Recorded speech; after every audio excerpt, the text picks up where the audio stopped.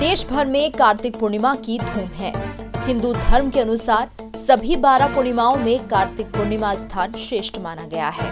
मान्यता है कि आज ही के दिन भगवान शिव ने देवलोक पर हाहाकार मचाने वाले त्रिपुरासुर नामक राक्षस का वध किया था और उसके मरने की खुशी में देवताओं ने आज के दिन दीपावली मनाई थी। इसलिए आज के दिन यानी कार्तिक पूर्णिमा के दिन ही देव दीपावली भी मनाई जाती है।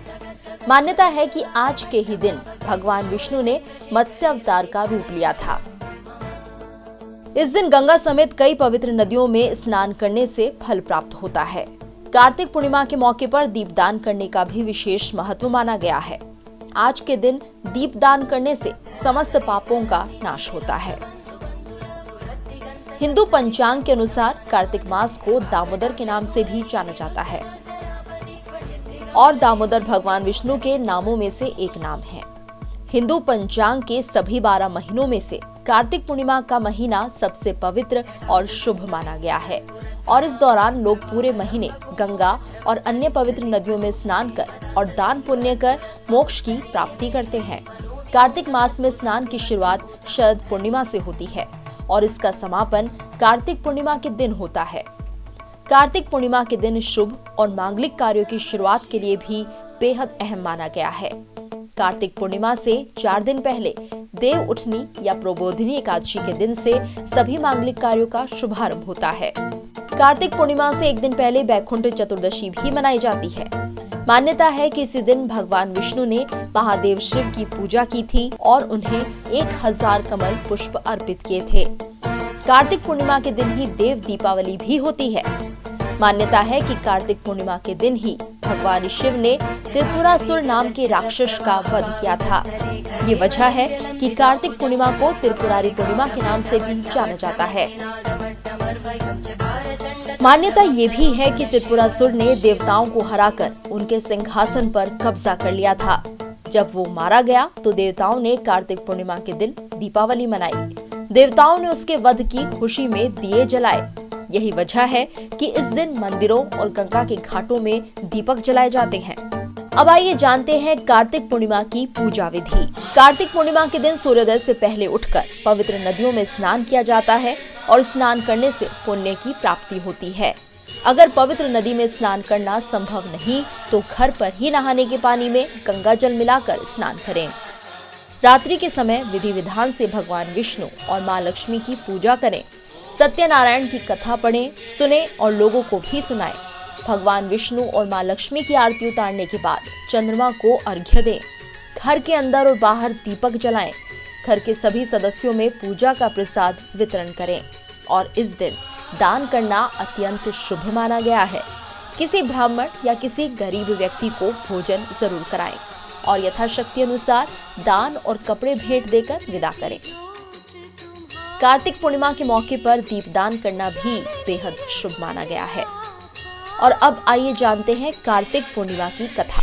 पौराणिक कथा के अनुसार तारकासुर नाम का एक राक्षस था। उसके 3 पुत्र थे, तारकक्ष, कमलाक्ष और विद्युन्माली। भगवान शिव के बड़े पुत्र कार्तिक ने तारकासुर का वध किया। अपने पिता की हत्या की खबर सुन तीनों पुत्र बहुत दुखी हुए।